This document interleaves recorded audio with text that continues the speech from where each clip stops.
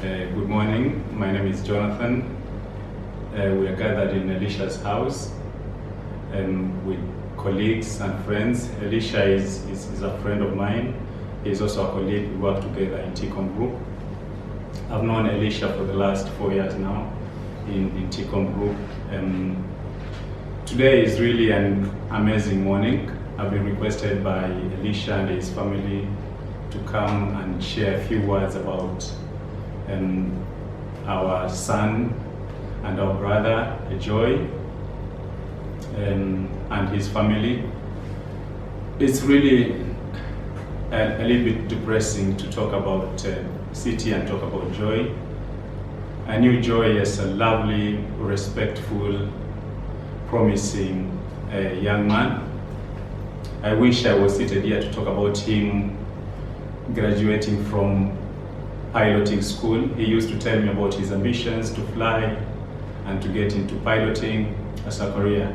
So God has his own plans, and we are gathered here today to fellowship and to remember the good moments we had with this incredible son of ours and a friend and a colleague.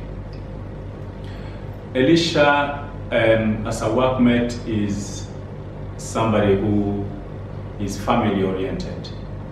I know him as a very hardworking member of the team, but you would see his main focus is his family. Since the first days that I got to know him, he started telling me about his interest in family. He used to tell me about how he met his wife, Marilyn, how he was chasing after her for so many days.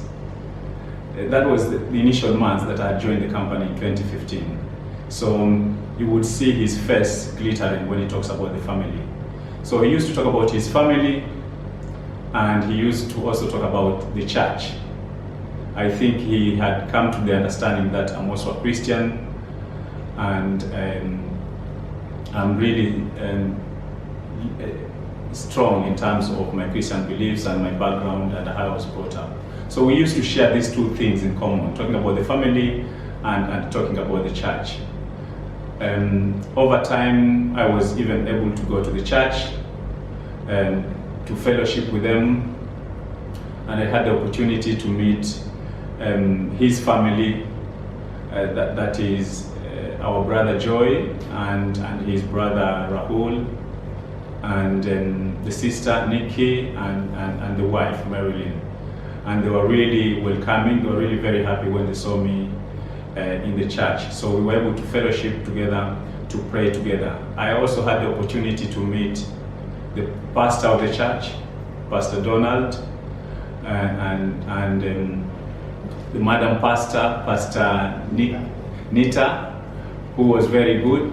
She actually came and she prayed briefly for me, and I felt incredible. It was a family. This church makes you feel like you are in a family. It makes you feel that you've been there previously, like it's not the first time that you are in the church. So I was really happy to be welcomed and to feel part and parcel of the church community. So over time, as I was working with Elisha and his incredible stories about what's happening within his family, one day he came and told me about Joy's condition. He informed me that Joy has a medical condition that he was born with, and he has to go to weekly or bi-weekly blood transfusion. So he explained what they've been doing as a family to rectify the condition, but at the time there was no clear solution. But he also informed me that he's been informed by some doctors that there is a way the condition can be managed permanently. So he was really working very hard and talking to friends, church members, and colleagues about a permanent solution about his kid. The biggest challenge around that time was the financial requirement that is required to solve the problem in a permanent way. So I I took a lot of interest, and I used to ask him about progress, almost on a daily basis, sometimes weekly. Every time we had a chat, I would ask him what's the condition, what the situation, what is the progress. And there was some promising hints that we were getting from different friends and stakeholders. There was a lot of support from people within the company. Our head of department, Corey, also had an interest, and he used to ask about progress and what is it that he could do within his capacity to solve the situation or to help the situation. Basically, what the family was trying to do was to raise money that will be able to take Joy to a hospital so that he can be cured permanently, so that he can live like a normal boy. Because when you met Joy, you wouldn't actually assume that he was sick. When I met him in the church, he used to be this jovial, warm, respectful, intelligent, and a young man who respects God and respects people. So you wouldn't think that he is sick or has any medical condition. He was very talkative. Every time I would go to that church, either him or the brother Rahul would come with a bottle of juice or a bottle of water. They would try to do whatever they will do as small boys to make me feel comfortable and welcome to the church, which was really incredible and touching. So everybody I knew, especially our management in TCOM, even the CEO then, Dr. Amina, had a very, very close interest with Elisha, because Elisha is an individual who is most loved by almost everybody, that it will take a lot of effort to hate Elisha.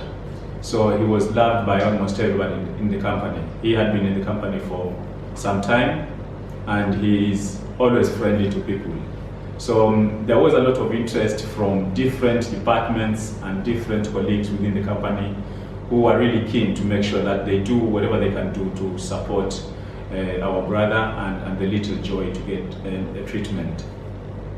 So that went on, and at some point, especially our CEO really intervened and had some discussions with the charitable organization in Dubai to take Joy for a medical treatment in Turkey. And we were there all smiling when Elisha came back to report to us that actually there is some backup and a strong basis that can afford to take Joy for treatment in Turkey. Everybody was really happy, and we were really prayerful that this will now lead to a permanent rectification of the condition, and Joy will obviously come out of the hospital as a healthy boy, as a strong man. He was almost turning 15 or 16, if I remember. So we were really hopeful that he will come out stronger and will continue to be a blessing to other kids and a blessing to the church, where he used to take a very strong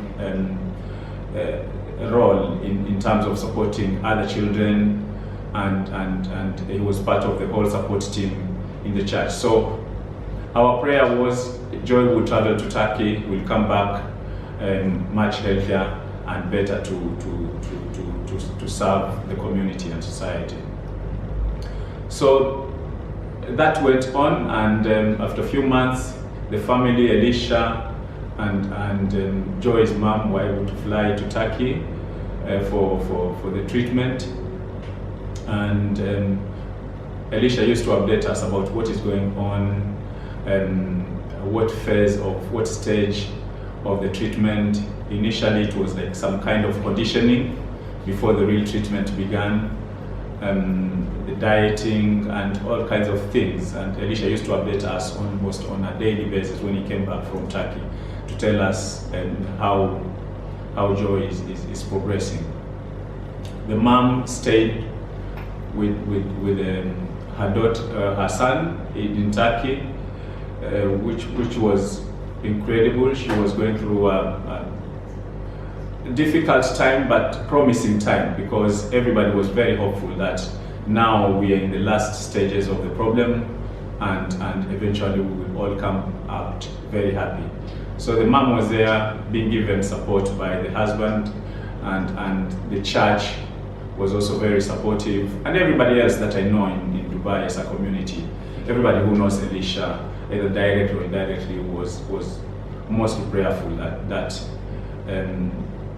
we are getting closer to a permanent solution. So that went on, and at some stage we had some very good sentiments and feedback from Elisha that Joy is progressing very well. He's playing his piano, he's writing his books, he's talking about his plans when he comes back. He used to pray for everybody else. Yeah, and those were updates that we were receiving. Yeah, but over time the condition progressed, and we were not getting very clear signs whether it's progressing positively or it's not progressing positively, and we were all worried, but still prayerful and hopeful that eventually Joy will emerge. He's a very, very strong boy, very, very courageous. Even when you see the videos when he was lying on the bed in the hospital, he used to encourage some of us who are continuing with our normal lives. He used to say things that actually gives you strength. He used to write things that would give any other human being a lot of strength. So I used to find him inspiring and a very, very strong young man.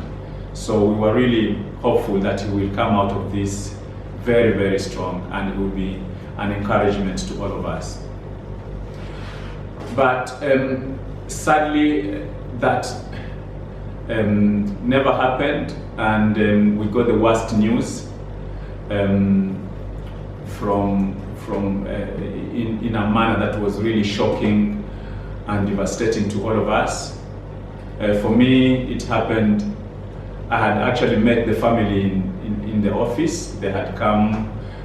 Marilyn had come to make arrangements for her visa. She needed to renew her visa, so she had come for a short break to make some arrangements around her visa. So